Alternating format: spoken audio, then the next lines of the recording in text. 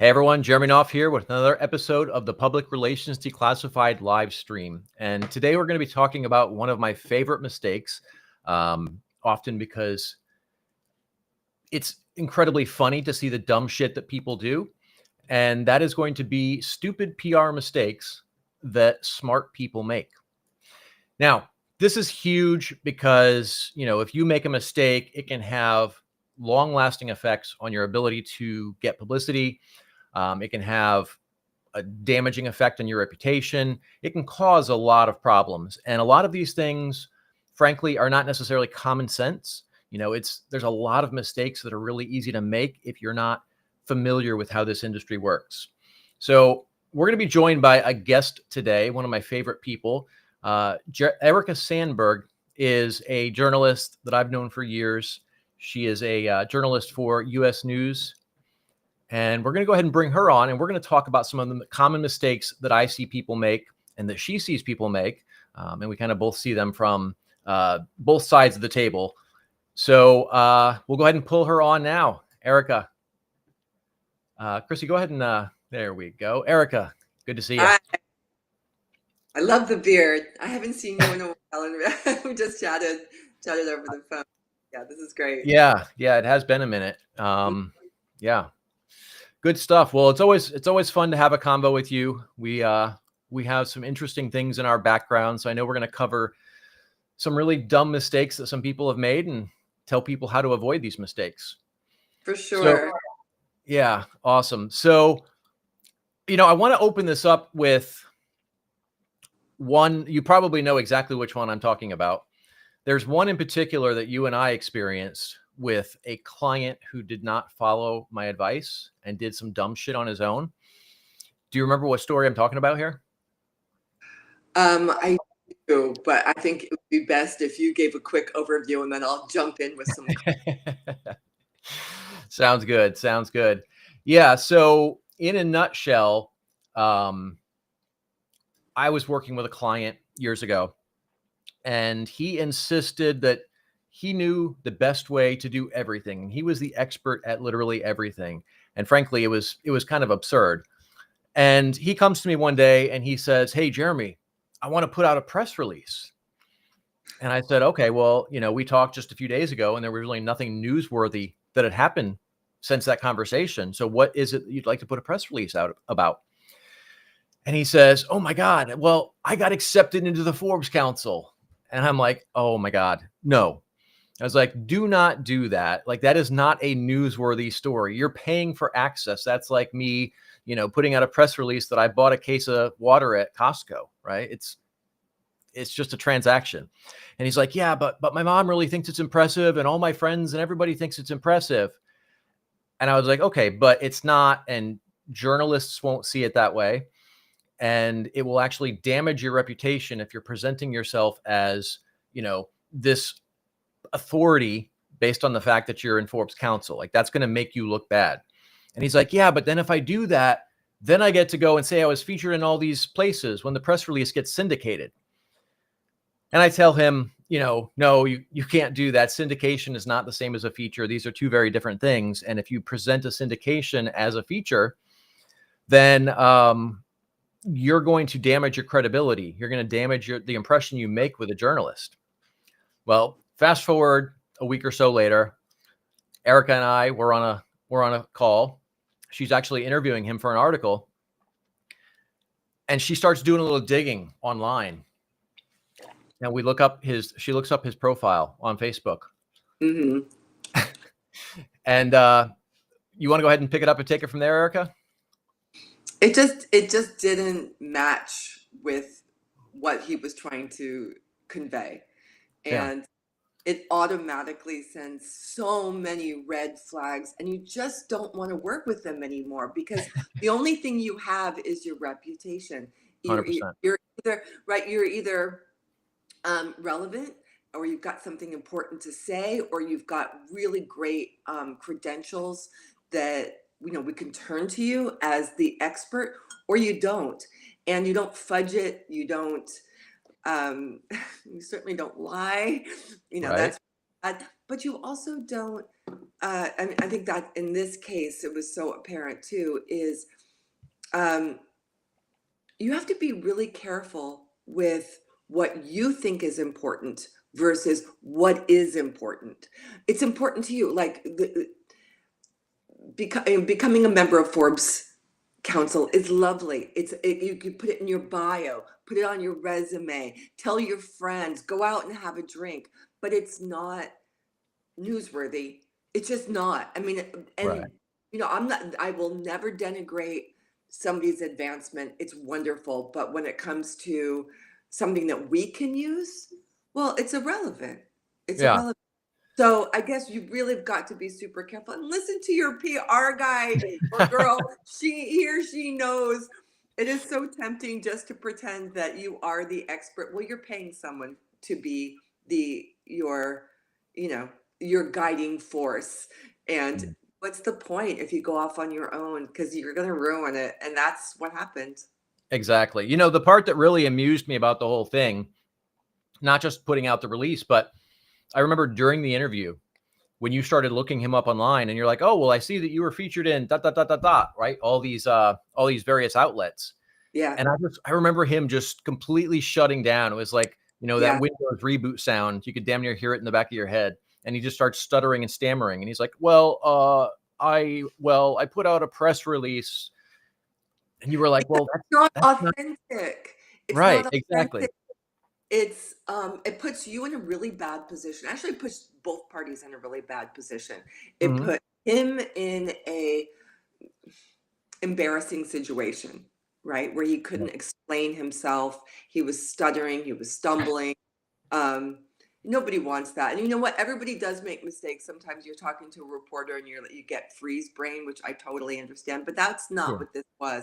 This was No, that was he realized that he had gotten caught in a lie. Yeah, exactly, exactly. Then it puts your PR person in a bad position too, because they're supposed to be promoting you, and Right. it's so it's a big no-no. Please don't do that. Stick to the truth. Stick to your authentic. I hate to say authentic self, but don't exaggerate.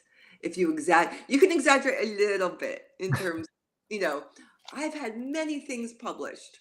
Whatever. Okay, great. That could only be three. Maybe to you that's many. You can Right. use that word, but you can't make up sources. You can't pretend that you worked someplace when you didn't. There's all kinds of stuff. Just don't do that. Right. And there's so many ways to verify that today. Yeah. We've got the internet, like literally all the information that you could ever possibly want is at your fingertips. So it's really That's easy to sift through the bullshit pretty quickly. And that's something that journalists are not only good at, but like they do it all the time. So they know exactly where to go to find out if you're telling the truth or if you're full of shit. That's right, and we're required to too, because Yeah. then it's the crazy trio, which is, you look terrible as a PR person because you're promoting somebody who's not being honest. The other Mhm. person looks foolish because they stumble, and then I look bad because I'm publishing somebody's information and I'm covering a story, and they're not appropriate for the piece. They're Yeah. not. So it's a bad situation. Um, Wherever it stems, it needs to stop. So if it stems from the expert, just stop right there. Sometimes reporters they have a story that they have a perspective that they want to go with. It's up to us also to stop and think, is this even a story? Sometimes we want it to be a story and it's not. Um, Absolutely. that's right. And we get stuck too. And then you just have to abandon something and just say this isn't going anywhere. And then I'm sure on your end too, it's you have to think, well, what am I doing here? Is this the right client for me? Oh, 100%. Yeah. Right? And the funny thing is people don't realize that cases like the example you and I talked about, that's how you end up on these blacklists that exist behind the scenes that they never hear Mhm. about, they never see. And, that hurts your future chances of getting featured because everyone in the industry talks. I mean, there's entire groups, you and I are in one of them where, Absolutely. Absolutely. That is something that's super important too, is that you're not anonymous, right? We no, do share, and not to be cruel, but to be like, just be careful. That was a great example. I also interviewed somebody who I had to purge her from the story and replace her when it turns out that she had some pretty serious SEC violations Oh, and wow. had gone to prison. And definitely, for a story on investing, did not want to pursue, but yeah, had to do some scrubbing, and so we all, as reporters, it's not a real blacklist, but it's something like, be really careful with this person. And Yeah. in that case, that you and I were just discussing, it's the same thing, don't use him as a source. Yeah. It's not going to be, it won't behoove you. And it also, and then there's actually 4 legs to this table. Okay. Public, the Yeah. public too. They need to, and especially now where trust in media is abysmal. It is so insulting to present a so-called expert who's not an expert. Yeah. So we really have got to be more careful, I would say, than ever. I'm being more careful than ever. And I'm careful, right? Yeah. But triple check. You got to do it. Amen. Amen. All right. Well, let's let you pick your next PR mistake that you see people make. Right now, because people are deferring to AI to write their Mhm. press releases and their email communications, it's, you got to figure this out. You can use it as a basis to reach out to a reporter, but make it your own. I'm seeing so much cookie cutter communications out there, and it's not a substitute for your own words, your own thoughts, your own product. And by the way, it comes from both a client, somebody who really wants to be promoted, an expert, and PR people. So Oh, yeah. really, right? And it's I'm seeing the same, and I can tell you what's a dead giveaway right now. Please don't say the M dash. Nah, I don't care about that because I use them, so I but love my M dashes. I am yeah, never so letting that go. it's, hey, I noticed, oh God, what is it? What is actual wording? It actually almost always starts out with this. In Hi, today's day and Erica. age. It's something like, I know you're busy and this probably fell to the bottom of your email, so I thought I'd jump back in.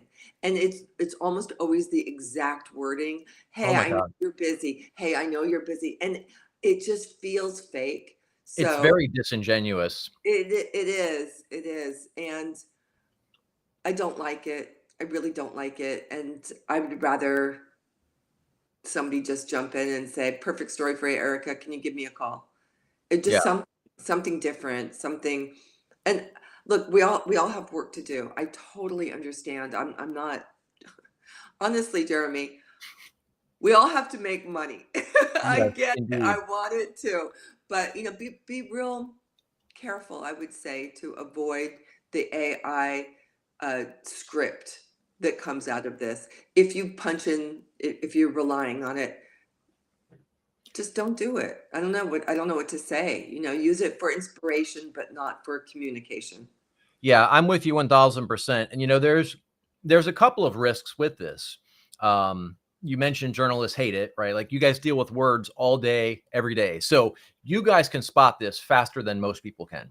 So for anybody who thinks they're going to go and get AI to write a great pitch or their responses to the journalist questions, a journalist is going to see through that shit that fast. Absolutely. The other Absolutely. side, the other side of it too, though, is look, if you're using AI, 99% of people, the way that they use AI, the content all sounds the same, right? Unless you go through the trouble of like creating your own agent, I think is the term, where it's got specific instructions as far as how to convey your voice, use your terminology, all of that kind of stuff.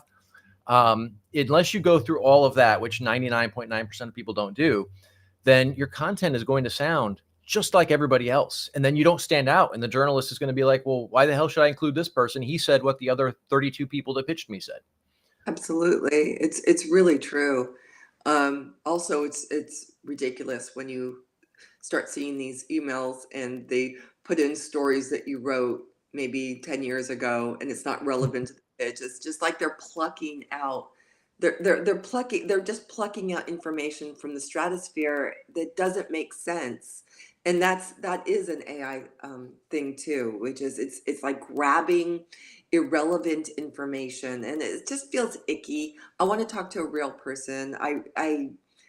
When I interview people, right? Hmm. It's because they have that special something, right? They are an economist who has worked for the Fed, and but that's like super high level, right? Yeah. Great. But you could also be a small business owner who like really understands lawn care, right? That's who I want to talk to. I don't want to talk to somebody who's their experience with something is tangential, or it's they're trying to this happens all the time, and I kind of feel like this sounds vague, but it's not. Is you're really trying to squeeze yourself as an expert, like you would a square peg in a round hole. Be the Hmm. expert who you are, not the one for the piece you want to be in. Yeah. Um, That's a right? great point. You know, that kind of reminds me of a topic I've complained a little bit about lately. Um, People reaching out to journalists with completely irrelevant shit, right? So, there's these groups where we're in, or there's these platforms that we use where journalists can reach out and say, hey, I'm looking for an expert on XYZ. I've seen numerous cases because I also happen to be a journalist, so I also get a lot of these pitches. I've seen cases where you say, hey, I need an expert on, I don't know, planning a budget for a small business owner. And then somebody will reply back saying something like, hey, I saw your request about a budget for a small business. I don't know anything about that, but here's a really great story, Yeah, XYZ, some other completely random thing. And that is a really good way to piss journalists off. it really is. It is. Also, another one is that I always go to the delete, is the same tips I get every year. Year-end tax advice from Yes. it's like I know it. We all know it. I can Google it. I don't need you as a wonderful, probably great bookkeeper or CPA to give me those like maximize your retirement contributions. We know this. Yeah. This great. It is great information for your client. Absolutely. Absolutely. But as for news, it's not, because it's not news. It's just, do you know what I'm saying? Yeah. It's you have to discern what's news and what's not. What's, these tips. We'll come, trust me, I will come and find you. Give me your name as a CPA. I will reach out to you and I will say, hey, CPA, what are Trump's policies? How are they affecting your business right now? Well, then you can come in, right? But honestly, 5 things that everyone should do before the end of the year. I just can't. That's just, Yeah. that's great for your website. It's great for your website, great for your clients, but not for news. Yeah. Delete. That's I'm delete. with you on that. Yeah, I but love if it. you did, but if they did have hey, listen, this is how tariffs are affecting something, and here's some real life examples. I love a real life example. If you can provide Yes. me with one of your clients who has been affected and something is really going on. Oh, that is fantastic. It really does help, because then I get to interview somebody who has personal experience with the issue that you want to get, be positioned as the expert for. Then we're all working together. Then Yeah. we're right. Then we're cooking with fire, as they say. And so then Yeah. that, right. Plus, it humanizes the story. So the audience gets more engaged with it. And then you look at the back end metrics, right? You guys are judged on how many people read your content, how many people share it, right? How wide is the distribution? Because of course, that's how they generate their ad revenue. That's right. So when you can bring that kind of a story into it, that helps the journalist, that helps the editor, that helps everybody. So everybody wins there. Yeah. And okay, brings me to another point is Mhm. something that's important to you, but not to a reporter. Put yourself on the list of experts. That's great. But if you just came out with a book, you just published a book, congratulations. Seriously, it is tough to get a book published by an actual publisher these days, Uh-huh. and make money at it, but it's not a story. Yeah. I get You that. know, that's a really good point, because the number of book pitches that I see is staggering. I have to imagine you probably get far more than I do, All the but time. it's like, hey, so and so has published this book. Cool. Yeah. That makes him just like 90,000 other people this month, right? Like, it doesn't mean anything. It's a big deal to you. Guess, I mean, I have a book published, and it was a really big deal to me. But, that doesn't translate into a story. You are an expert that I can turn to. If it's on family finance, fabulous. I'll probably turn to you um, as for a quote. Yeah. It would be great. But in and of itself, it's not a story. And I know that people they do often think that it is. It's Right. not. That and then okay, here's another big no. Okay. Difference between a story and an advertorial. Oh my And God. Yes. right? Yeah. So let's cover that because that's really important too. Is Yeah. Run with it. I'll put that one in your court 100%. yeah. The difference, and I've done advertorials, and they can be really great. I just did, you can be a spokesperson, a brand ambassador, and this type of thing. But you're placing a story based on your market, right? So you're advertising something with kind of wrapped around a news story, so it looks like a news story, but it's not. Well, one of the key differences I've seen is in an organic and editorial feature, it's going to be more objective, right? And certainly not promotional. Whereas an advertorial, like I had somebody submit me an article recently where he wants me to get it published at a particular outlet, and this whole thing just reads like a fucking sales letter. And I'm Mhm. like, no, I have a great relationship with that outlet, and I can pretty much get anything published that I want there, but I would never consider fucking sending this to them because it just sounds like your website landing page. Yes, That doesn't fly. and the moment you start to dictate what you want in the piece is the moment I turn off. So, for example, I did a story a while back on supplements and Hmm. the whole issue about supplements and vitamins and something to do with money. I can't remember exactly what, but I remember the client kept saying, you need to put in that it has magnesium. I'm like, I don't need to do anything, but what you're, or that it wasn't just Meg, it was various other things. And you need to show that we have data that, and I'm like, that's your commercial, which is Mhm. great. Go pay for a commercial. Go pay for it because you buy that, right? I'm doing a story on the relevance for supplements and whatever it was that I was writing about, which I can't remember offhand. But Right. I knew right then and there that he and his PR team were trying to position it as as a commercial for their product. Yeah. Please do that. That's not what this is about. It's good enough. It really is good enough for me to say the CEO of XYZ supplement brand says X, right? That's good enough. It really Yeah. is. It's better for you. It's better for you than it would be for me to say, and here's all this wonderful data about this company, and their customers are thrilled with it, etc. Right. That doesn't help me, doesn't help you, doesn't help the customer, it doesn't help the reader. So just kind of stop right there. Don't dictate. That's it. Don't dictate what you want the reporter to write about, to cover. Send what you have. We'll pluck. We'll interview. But that's it. Leave it alone. Yeah. Leave that. There was a really important facet of that you mentioned. You just kind of touched on it. I'm going to expand on that a little bit. You talked about you talked about the fact that the way you're framing it versus the way they want to frame it is different. Yeah. One of the things that people don't realize is if there's an article, you write for US News, let's say you publish an article there about a product and you took the approach that the source wanted, right? Making it overly promotional, talking about all this shit that is completely irrelevant to the audience.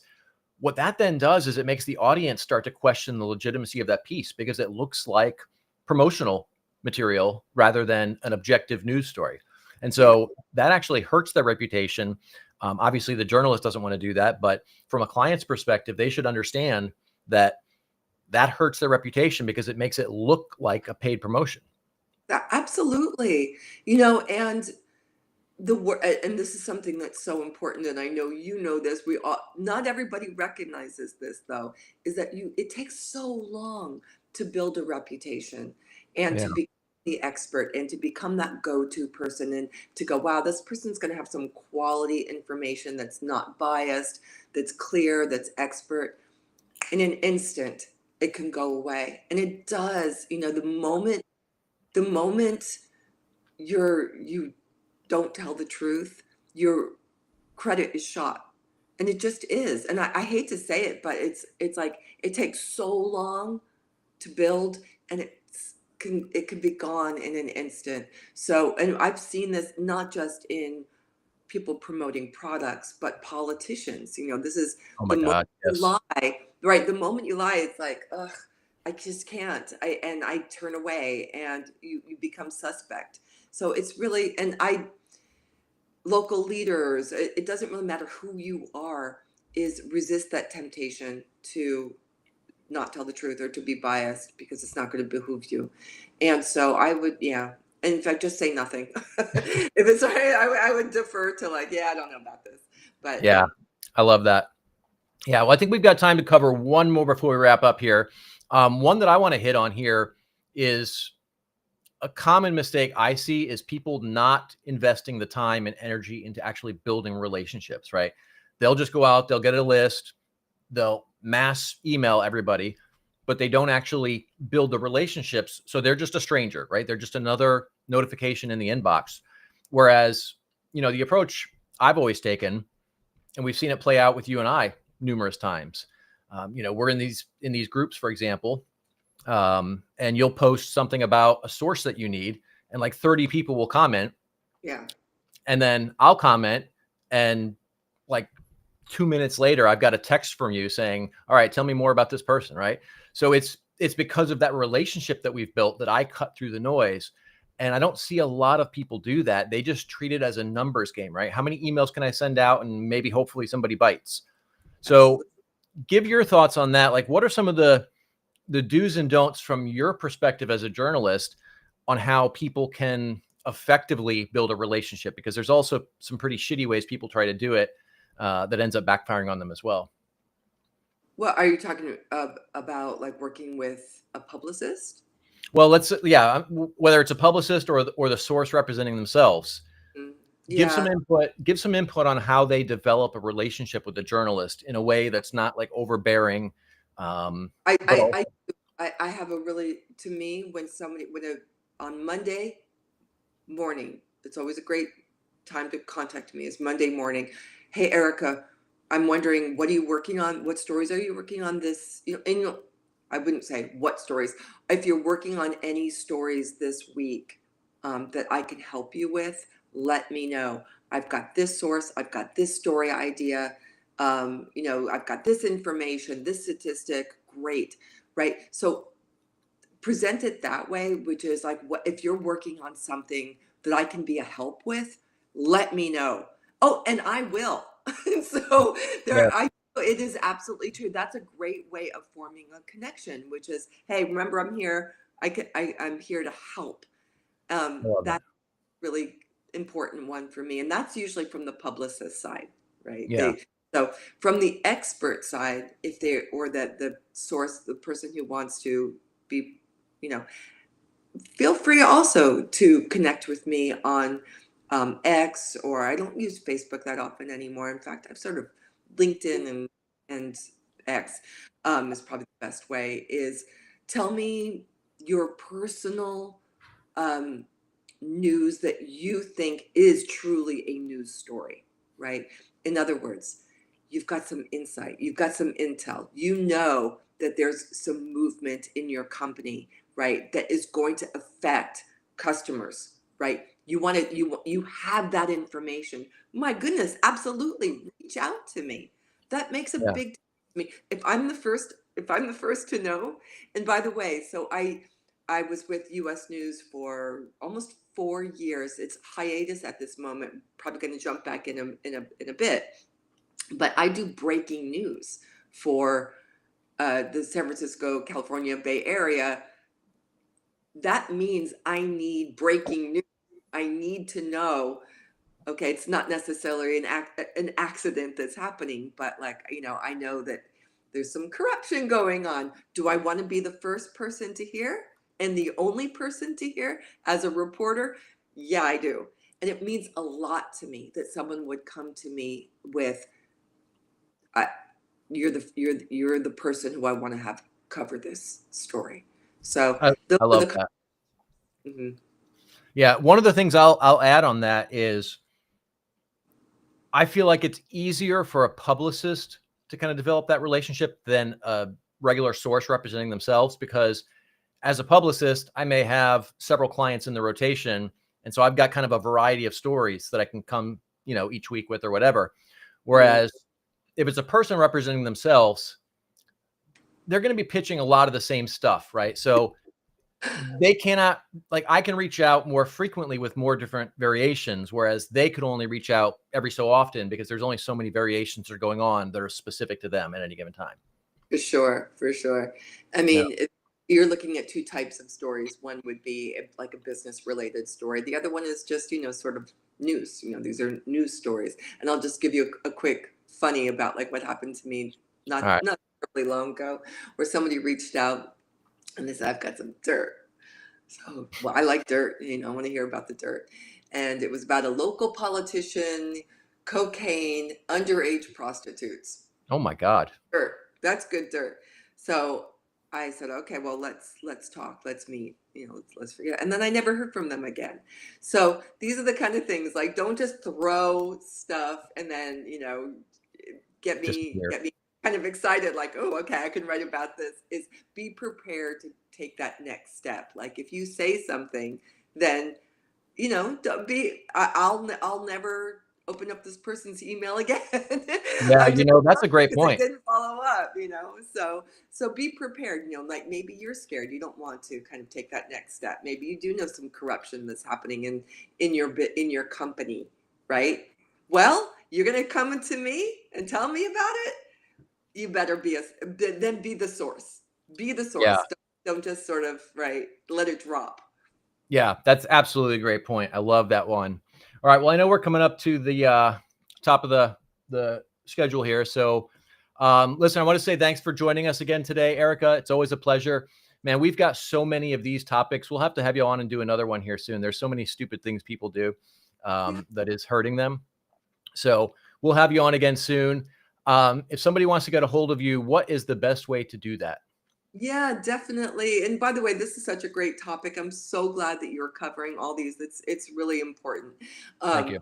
Everyone just wants the best. You just right, that you're helping with that. To get in touch with me, easy. info@ericasandberg.com. That's my email. You can also reach me through X, which I'm really active on that, throwing out news. That's Erica J. Sandberg. Or LinkedIn. You can find me on LinkedIn too. Connect there. Yeah, awesome. And I'll have Chrissy drop your X and your LinkedIn profiles in the chat. I would encourage you guys to go follow her on X. She is constantly sharing tons of great information, super active over there. Also connect with her on LinkedIn. But Erica, thanks for joining us. Always a pleasure. And we'll have you on again soon. That sounds great. Thank you. Bye-bye now. All right. Awesome. Take care. Whoops. Chrissy and I doubled up on turning the things on and off here. All right. All right, guys. So that was a few of the mistakes that we see people making when it comes to PR. And we talked about how those mistakes play out, what kind of impact they have on you, on your reputation, on your chances of getting featured in the media. So we're going to go ahead from here and segue into Jeremy's PR PSA, which is even PR mistakes that happen in private can affect you publicly for years to come. So it's critical to know how to avoid them. So we covered some of those today. We'll be talking about more of them in future episodes. If there's a particular question you guys have about any of this stuff, feel free to drop a comment in the chat. We can address them in some of the future episodes. I know we've got a question on X as well. Chris, can you go ahead and pull that up and see what that was?